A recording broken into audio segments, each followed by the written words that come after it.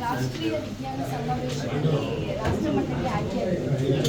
ಎಲ್ಲ ಮಟ್ಟದಲ್ಲೂ ವರ್ಷದಿಂದ ಈ ಕಾವೇರಿ ನದಿ ಸಂರಕ್ಷಣೆಗಾಗಿ ಓಡಾಡ್ತೀವಿ. ಈಗ ನಾವು ತಲಕಾವೇರಿ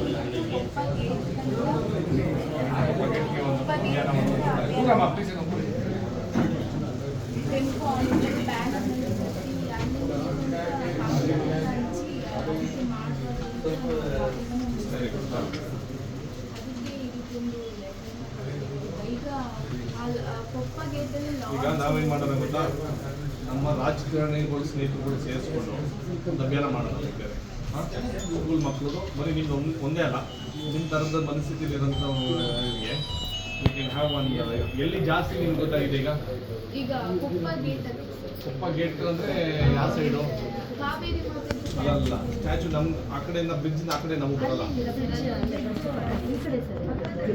ಅಲ್ಲ. ಈಗ ಇದೆಯಲ್ಲ ಚೆಕ್ ಪೋಸ್ಟ್ ಇರೋದು ನಮ್ಮ ಕೃಷ್ಣನಗರ, ಈ ಕಡೆ ಇರೋದು ಅಲ್ಲೇ ಜಾಸ್ತಿ. ಆಯ್ತು, ಒಂದು ಕೇಳಲಿ, ಒಂದು ಅಭ್ಯಾಸ ಮಾಡೋಣ.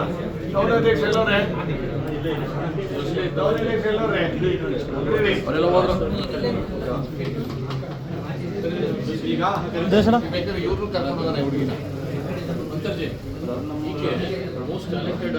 ಅದಕ್ಕೆ ನಾನೇನು ಮಾಡ್ತೀನಿ ಗೊತ್ತಮ್ಮ, ಈಗಲೇ ನಾನೇನು ಮಾಡಿದ್ದೀನಿ ಇವರು ಪಂಚಾಯತಿಯವ್ರು ನೋಡ್ಬೇಕು. ಪ್ರತಿ ಪಂಚಾಯತಿಲಿ ಒಂದು ಅಭಿಯಾನ ನಡೆಸ್ತೀನಿ. ಒಂದು ಅಭಿಯಾನ ನಡೆಸಿ ಈ ಕಸ ವಿಚಾರದಲ್ಲಿ ಈಗ ನಮಗೆ ಟೈಮ್ ಇಲ್ಲ, ಪುರುಷೋತ್ತಿಲ್ಲ, ಟೈಮ್ ಮಾಡ್ಕೊಳ್ಳೋದಿಲ್ಲ.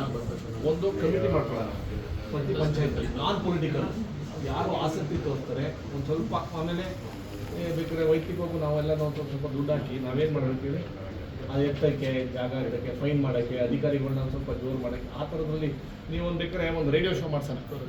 ಡೀಟೇಲ್ಸ್ ತೊಗೊಳಪ್ಪ, ನಿಮ್ಮ ಹತ್ರ ನಿನ್ನ ನಂಬರ್ ಕೊಡಮ್ಮ, ನಿಮ್ಮ ಅಮ್ಮನ ನಂಬರ್ ಕೊಡಮ್ಮ, ಇದೇ ನಂಬರ್ ಅಲ್ಲ, ನಾನು ಫೋನ್ ಮಾಡ್ತೀನಿ. ಒಂದು ರೇಡಿಯೋ ಶೋನ ಮುಖಾಂತರ ನಿಮ್ಮ ಅನಿಸಿಕೆಗಳು ಹೇಳಿ, ನಮ್ಮ ಕುಶಾಲನಗರ ವ್ಯಾಪ್ತದಲ್ಲಿ ಕಾವೇರಿ ನದಿ ಎಲ್ಲಿ ಬರ್ತದೆ ಅಲ್ಲಿಂದ ಎಲ್ಲಿ ಜಾಸ್ತಿ ಕಷ್ಟದ ಸಿಗ್ತದೆ ಅದು ಮಾಡೋಣ.